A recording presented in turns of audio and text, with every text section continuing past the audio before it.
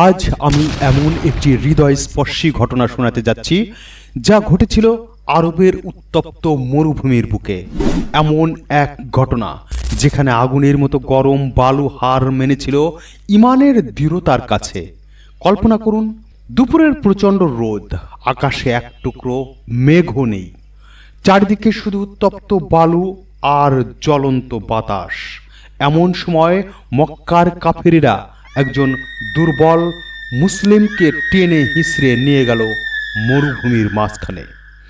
তিনি ছিলেন মহান সাহাবী বিল্লাল ইবনে রাবাহ রাদিয়াল্লাহু তাআলা আনহু। তিনি ছিলেন একজন দাস, কিন্তু ইসলাম গ্রহণ করার পর তিনি হয়ে উঠেছিলেন ইমানের এক অটল পাহাড়। তার মালিক ছিল নিষ্ঠুর উমাইয়া ইবনে খালাফ। যখন সে জানতে পারল যে বিল্লাল রাদিয়াল্লাহু তাআলা আনহু ইসলাম গ্রহণ করেছেন, তখন সে ভীষণ ক্রুদ্ধ হয়ে গেল।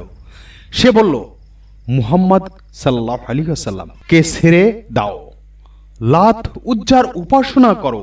কিন্তু বিল্লাল রাদিয়াল্লাহু তাআলা আনহু শান্ত গলায় শুধু একটি কথাই বলতেন, আহাদ আহাদ, অর্থাৎ আল্লাহ এক, আল্লাহ এক।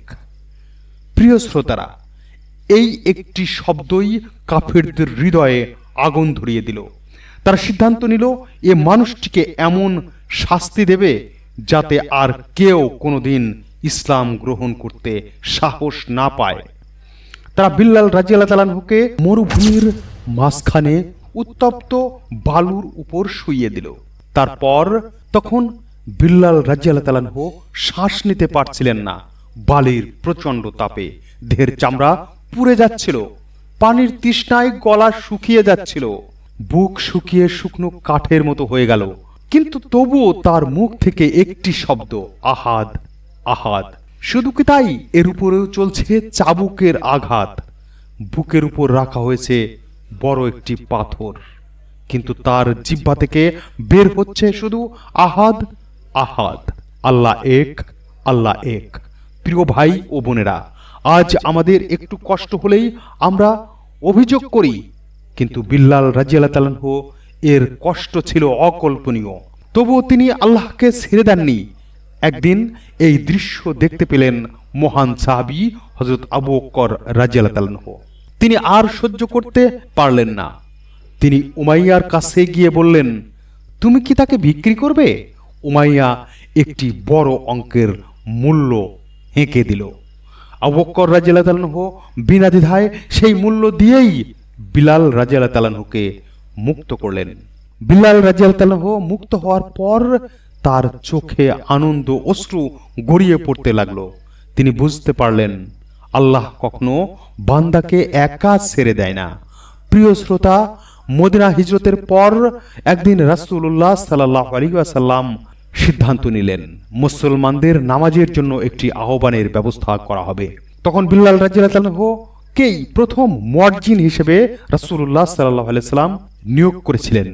ভাবুন তো, যে মানুষটিকে একদিন মরুভূমির উত্তপ্ত বালুর উপর ফেলে নির্যাতন করা হয়েছিল, আজ সেই মানুষই কাবার আঙ্গিনায় ও মদিনার মসজিদে দাঁড়িয়ে উচ্চ কণ্ঠে বলছে, আল্লাহু আকবার, আল্লাহু আকবার।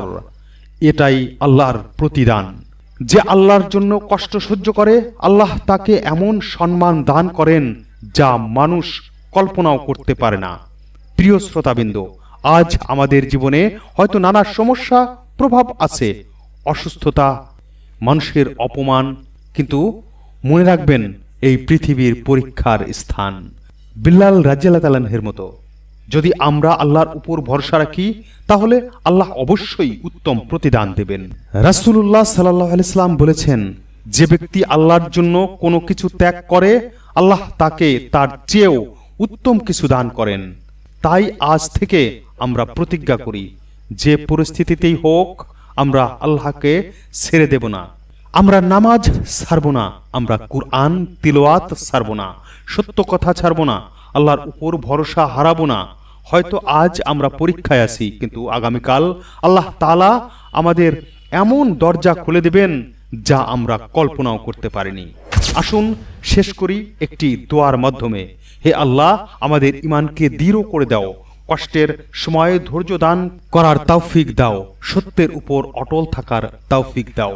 হে আল্লাহ, বিলাল রাদিয়াল্লাহু তাআলা আনহুর মতো আপনার ভালোবাসার জীবন কাটানোর তৌফিক দিন, আমিন। প্রিয় শ্রোতাগণ, আজকের ঘটনাটি যদি আপনাদের হৃদয় স্পর্শ করে থাকে তাহলে একটি শেয়ার করে অন্যদের কাছে পৌঁছে দিন, যাতে ইমানের এই অনন্য শিক্ষা থেকে উপকৃত হতে পারে। আসসালামু আলাইকুম ওয়া রাহমাতুল্লাহ।